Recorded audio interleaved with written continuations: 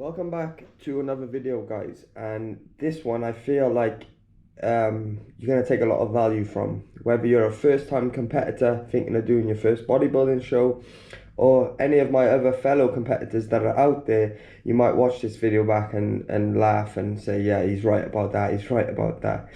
Or maybe you've got some extra things to add to the list, but this is going to be 5 things that I wish I knew before competing in bodybuilding shows. So those of you that don't know, I'm a competitive natural professional bodybuilder, competing in the WNBF. I've been competing now for 5 years, and I've done 7 bodybuilding shows, 5 drug tested and 2 non-drug tested. So I'd like to say that I kind of qualify for making this video today. And yeah, hope you take value from it. So let's get into the video. Starting off, they're not in order, these, but starting off with the first one, I've got some notes down. If you see me looking down at my phone, I've wrote them down on my phone here. So the first one I think is a one that most people should ask themselves this question and make sure they're well aware of this before getting into before even thinking about doing a prep or anything, and that's going to be the cost of it, guys. Competing in bodybuilding is expensive. Like, when I think back to my days when I was when I liked watching football, I would buy a season ticket for my team Cardiff back like, this was going back like 10 years ago, but it used to cost me like £300 for a whole season ticket, and that would get me to every match for the season. When you look at bodybuilding, I mean, it's going to cost you £300 just to register for one single show, and that's not even the rest of it. You're going to have to pay more fees, which I'll get into now. So bodybuilding is so expensive, like as a sport, but why do we do it? We love it, right? We still do it because we take enjoyment out of it ultimately. But there's a cost to it, guys, and I wrote some things down here. So, like I mentioned, the cost of the shows, right? So you're gonna have to pay affiliate registration for every single year for each show. Then you're gonna have to register for that show. So that's gonna set you back probably around $400 US dollars. I'm gonna deal with this in now. Then you've got things like your bodybuilding trunks. That's gonna set you back around $80, right? Then you've got your membership fees. So when you become a professional, you think that, yeah, oh, great, now I'm a professional bodybuilder, now I'm going to make loads of money. No, you're not. Not that I thought this myself, but it actually costs you more money. So to keep your membership fees up every single year, I have to pay WNBF, I think it's like $300 every year, around about that. Don't quote me on the exact amount, guys, but yeah, that's every year just to keep my pro card, whether I'm competing or not. If I don't pay it, I think you lose your pro card, right? Then you've got your flights. So if you're lucky enough to have a show where you live, great, but you're not probably going to do a whole prep for one show. You're going to want to do multiple shows.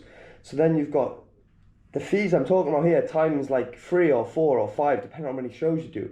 And then if you're going to travel to different countries, so in Dubai we've only got 2 WNBF shows every year, but only 1 pro show. So there's going to be definitely shows you're going to travel to. The world's in America, so you have to travel to America, and they're not cheap. Flights that cost you around £1,000 for a return, and that's just for one show, right? So if I want to do multiple shows, which are going to be around the world, that's like £1,000 every single flight, plus all the other costs. Then you've got things like your hotels when you're there. So obviously I pay for rent where I am in Dubai, but if I'm traveling for 3 weeks, obviously I gotta live somewhere, right? So you got the hotel cost. Then you've got your supplementation costs. As a natural bodybuilder, we don't have a lot of tools in our box, right, to work with. So what I like to do when I'm in my off season, I tend to keep my supplement list very, very short. But however, when I'm prepping, because we're in a deficit, our body's deficient in a lot of minerals and nutrients, I try to use as many supplements as possible. Whether I believe they all work or not is beyond the point. If you're going and competing and stepping on stage and you know all the other bodybuilders are taking everything and doing everything they possibly can to move up placings to be the best they can, you're going to do the same. So I like to use it as like an insurance policy. Take it just in case. Hopefully it works. If it doesn't, at least I've tried everything. So supplement list is going to be expensive. Then you got things like blood work, right? Yeah, even as a natural bodybuilder, it's nice to see the blood work, right? Before the show, after the show. I like to kind of see where my health's at, where my testosterone levels are at, where your hormones are at, because they're going to take a hit when you're doing a bodybuilding show. Then you've got things, sorry guys, this list of costs is a long list, but I feel like I need to say this because people just are oblivious to it getting into the sport. Then we've got like recovery stuff, like massages, cold plunges, like, you know, sports massages are definitely important, and that's one thing that I've really been prioritizing with my current injury at the moment. That's expensive. That's going to cost you around $80 per session, per hour, right? Per week, potentially, if you're doing twice a week. Again, if you're competing, this is something that you need. Like, your muscle fascia gets tight and you need to spread that out. It opens your physique up. It makes your training better. It makes your recovery better. Then we got gym memberships. I mean, gym memberships, I was thinking not to put this on there because we all want a gym membership anyway, but I'm going to add it in because let's say, for instance, you go to America to compete. You're going to need the gym membership and you're not going to pay for a month.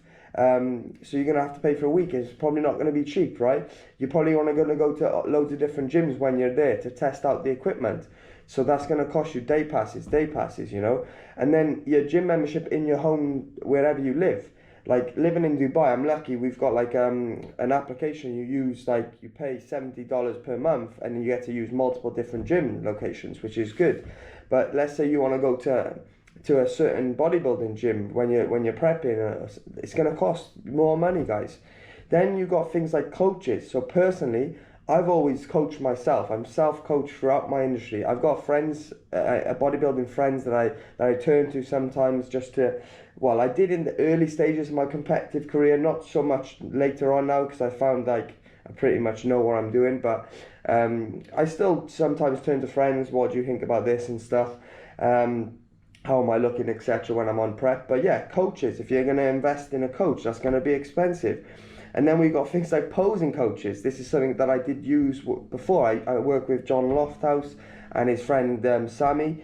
And yeah, that's posing is a big thing now. Everyone's well aware of like how important posing is within bodybuilding. So yeah, posing coaching, investing in like your knowledge around posing. Maybe you're buying a posing course online or so on. That's gonna cost. Then you've got the photography at the shows. If you're doing all this effort going to a show, guys, you're gonna pay for the photography at the show as well, and that's not cheap. Also, I think that's around $150. Again, don't quote me on this, guys. It's gonna be different every show. $150 there for your photography, for your pictures and your videos. And by the way, guys, sometimes like I've been to 7 shows, like I said, and most of them, the quality of the pictures you come back, they're not great. Like, so you're paying the money, you might be able to pick 1 or 2 shots that you can place on your Instagram. The rest of them are pretty garbage. So yeah, that's another thing to note down. And then you got your polygraph test. So as a natural, we have to pay for a polygraph test every single show we compete at, which is another like $80, I think. And then, by the way, guys, if you're trying to cheat the system and you're not natural, if you pay all these fees that I've just mentioned and then you fail your polygraph test 2 days before the show, they will not allow you to compete and you'll get like a 10-year ban from the federation. So make sure you're natural. Make sure you read the banned substance list before thinking about competing in natural bodybuilding, because that's a lot of money wasted. And I've had clients in the past that have failed and I've had to speak to them on the phone and try and like, I don't know, just say it's all right, mate. Like it is what it is. Sorry, like blah blah blah. You know. So make sure you're natural first. And then the last one for cost, guys. Yeah, I know the list is long, but this is why I was saying natural bodybuilding is expensive. Bodybuilding, competitive wise, is expensive. Is the tan. So the tan, you wash it off immediately after the show. The tan is annoying. It's sticky. It's on you. It messes up your bed sheets. Like, it's horrible, right? And you've got to pay for that as well. And that's around $150 because you've got to have 2 coats usually. So yeah, that's it for the cost. God, this video is going to be long because that was probably about 5 minutes there, I think. Maybe longer. But let's get into number 2 anyway. how difficult the diet is and what it does to your body. So I know people think, oh yeah, it's going to be difficult, but they don't know the extent of how difficult it gets.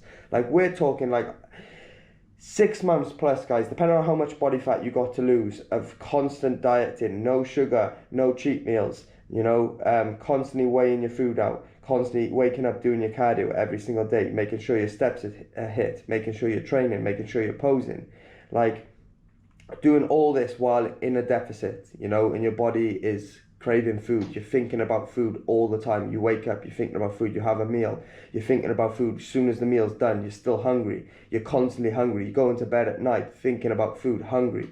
You wake up in the morning hungry. Like, it's just crazy, guys. And you have to be super strong minded up here to be able to handle a bodybuilding prep. And I say this to everybody.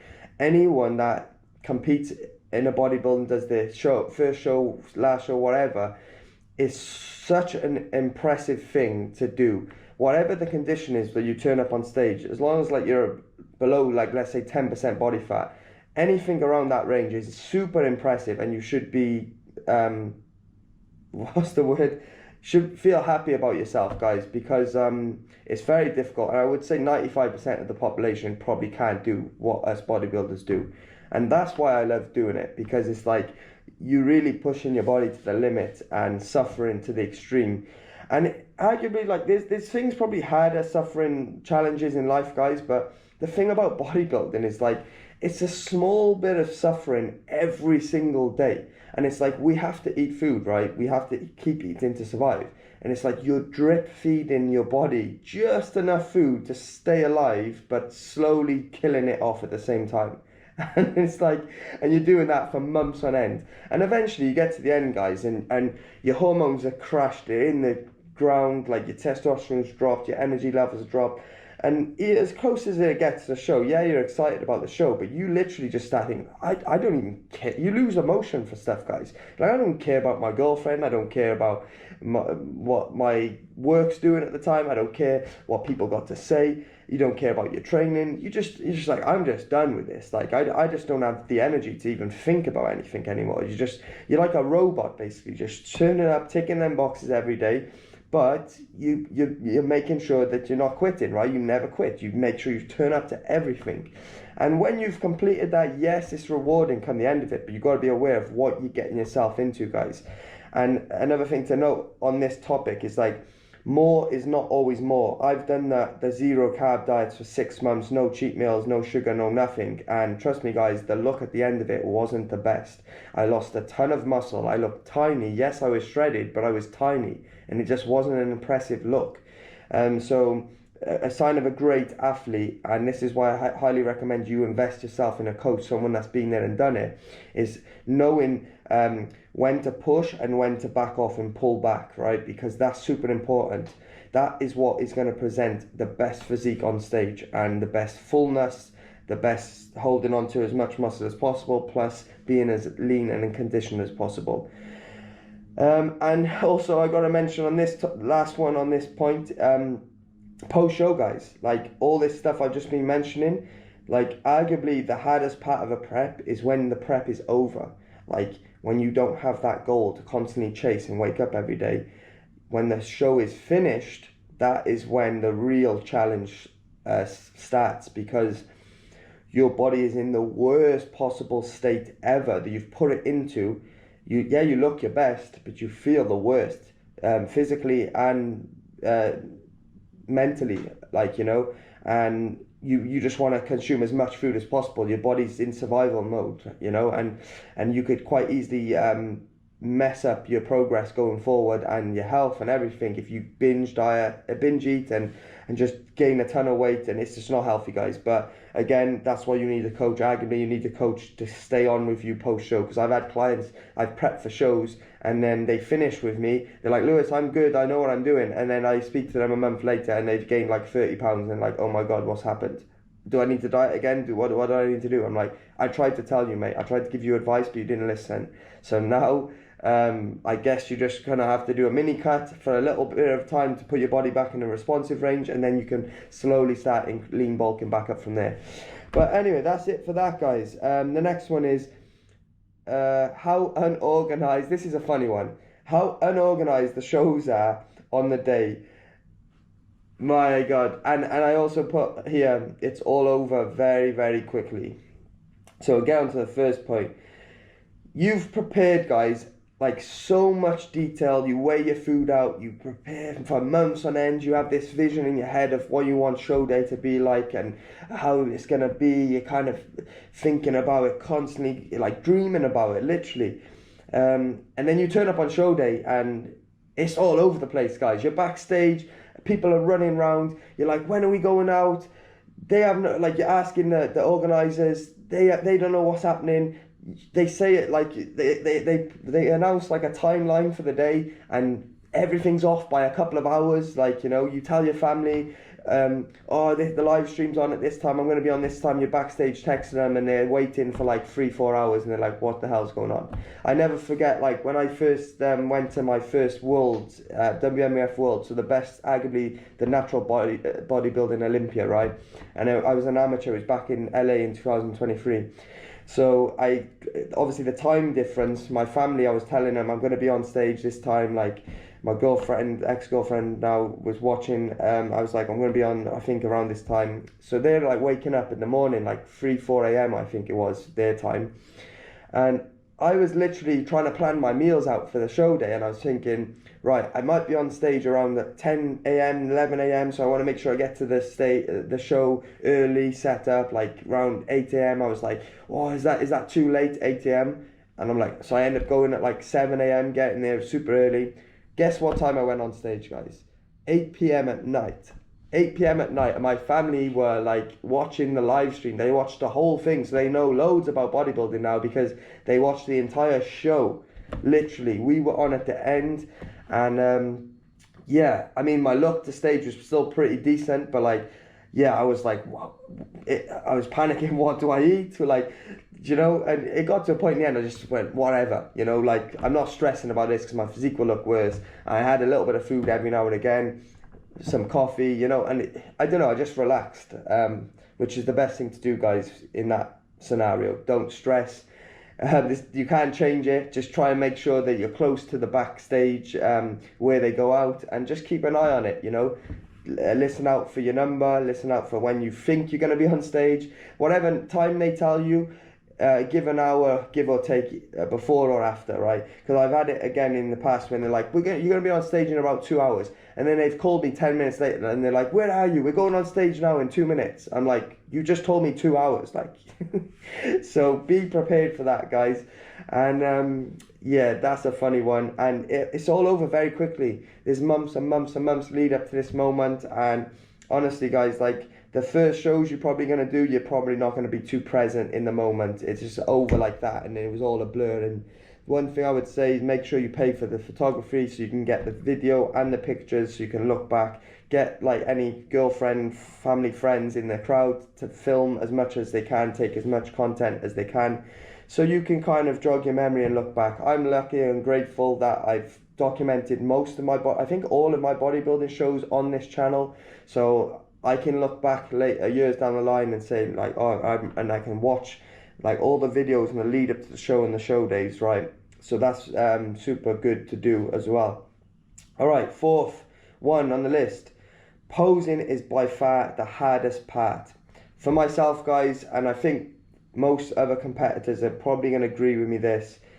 It's not easy to diet and it's not easy to train, but it's easier. Like, turning up to the gym, that's what we always done. That's why we're competing in the first place, because we love training. I hope you do anyway, because if you don't, then probably shouldn't be bodybuilding anyway, competitive wise, at least. And then the diet side of things is just following the routine. This is what I'm eating, low calories, this, right? It's just kind of very simple. Posing, however, is very different, because think about it, guys, like, yeah, there's a certain criteria within the federations that you have to meet to pose, and that's what the judges are looking for. But ultimately, if I tweak my arm slightly here and I feel like my physique looks better, you can do that, right? Judges might think that putting your glutes forward is better on a pose, putting your glutes back you might think is better. So it's little intricacies like that you have to be aware of. And then it's like holding the poses, guys, on stage for like 10 seconds, like at least 10 seconds, holding, tensing, like every body part in your body, every muscle in your body, and holding in the best time, you know. And you can't see yourself. You practice in the mirror, lead up to shows. When you're on stage, you can't see yourself, right? So you don't know. I've got backstage, like after being out, and I'm always like going up to, usually it was my ex-girlfriend at the time, like, how was I looking, and she's like, show me videos quickly, and I'm like, okay, I was looking alright, or I was looking so good, you know. And then you go back out again. But yeah, posing is by far the hardest part. And any of the my fellow competitors here that watch the channel, if you competed in 2020, no, it wasn't, 2023 Worlds in Seattle, lightweight class, there was 16 of us on stage. Guys, we were on stage for a whole hour. I think I did rounds and rounds, and because I wasn't in the first call out, I was in the second, but then they moved me to the first call out, then they put me back in the second. I think I was on stage like the longest and for ages. And you got to be prepared for that. Like, I mean, the good thing about it is if you're doing a prep, obviously you're low body fat and you've been doing a ton of cardio, so you should be well conditioned. But then it's a different conditioning, like holding the posing, right? And arguably, I'm still learning the posing myself.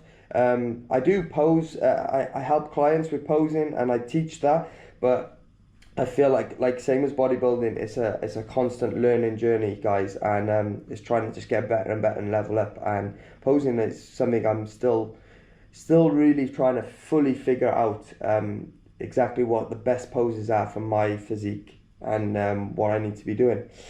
So yeah, and then you got the routine as well, guys. You don't get judged for the routine, but it's still nice to have a nice routine, and that's scary, right? Like 1 minute on stage. Yeah, I mean, invest in a posing coach. That's definitely one I would say arguably invest more in a posing coach than an actual bodybuilding coach, let's say. That's more important, guys. Drinking my morning coffee before it gets cold, because this video's been a long one. So the last one is, this is another funny one. Nobody actually really cares about you or your contest prep.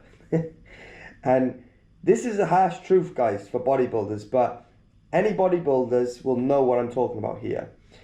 When you're doing a show, and especially if you're documenting it on social medias, which probably 99% of bodybuilders do, I know there's a few out there that don't. They're like kind of ghosting and they just turn up to shows and no one knows who they are, like trying to be like Dorian Yates and copy him.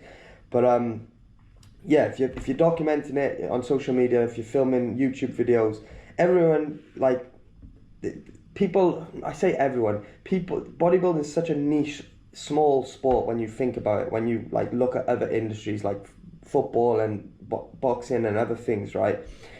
But in your head, you think like when you're going, because it's such a selfish sport, right? So you're constantly thinking about yourself, and you have to every single day. Am I on point? Am I looking good? Am I feeling good? Am I posing good? Am I training good? Am I eating good? You know, am I like, it's just a constant self-reflection of yourself, guys, and you have to be this way. And arguably that's why I love it, because I don't have to rely on anybody else. It's only what I put in my body, what I do. I'm in control of everything, apart from, obviously God's in control of everything, but I've got a big part to play in that, right? What I do on a daily basis, and that's why I love it, because it's all my own efforts, right? And anything that I achieve is based on what I've done and God willing what He's allowed to happen.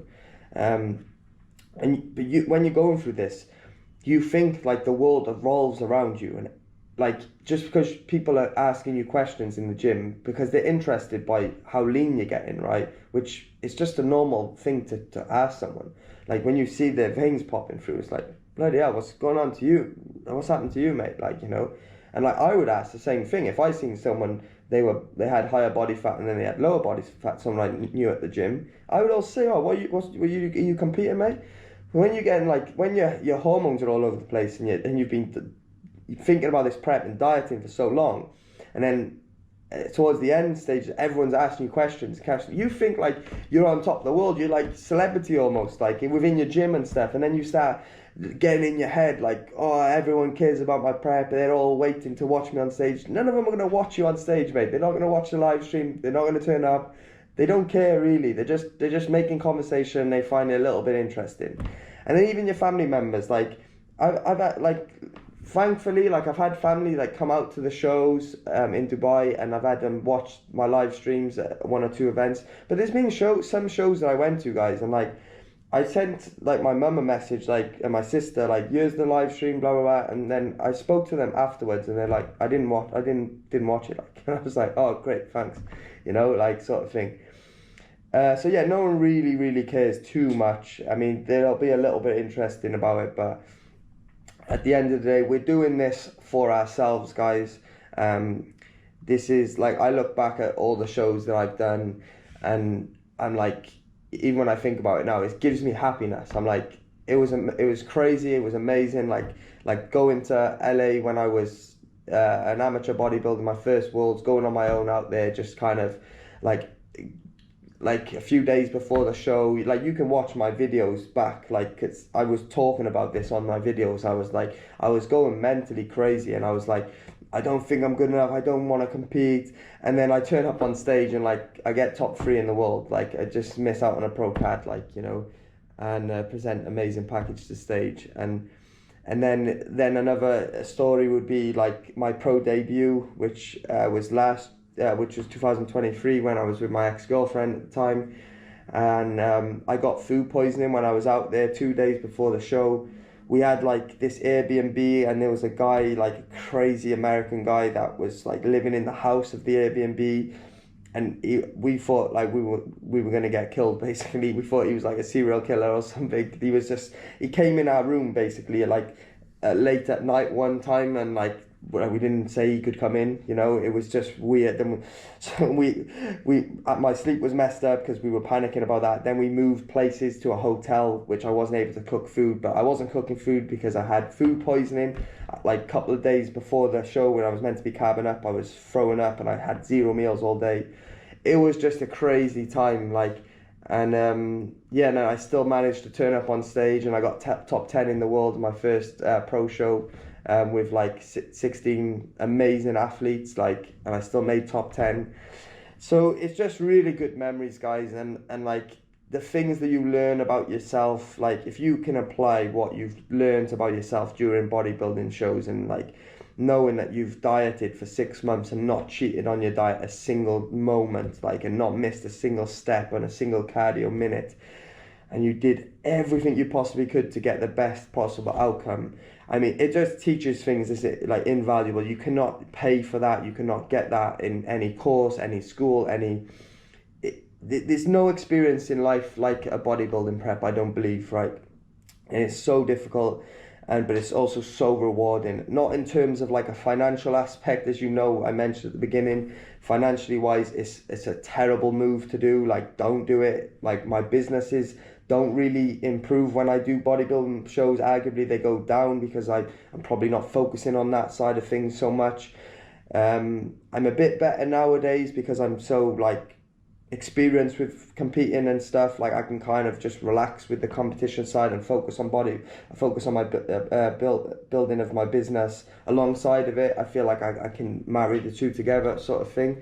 But it's definitely like takes a lot of your efforts and time up. But at the end of it, it's an amazing achievement. It's an amazing thing to look back on, and this is why I keep wanting to compete every year, guys. We're in 2025 now. I've competed 3 years in a row, and I'm also planning. Like, I haven't booked any shows in just yet, but I'm planning to compete again, maybe mid to later on this year. And yeah, let's do it again because I love suffering.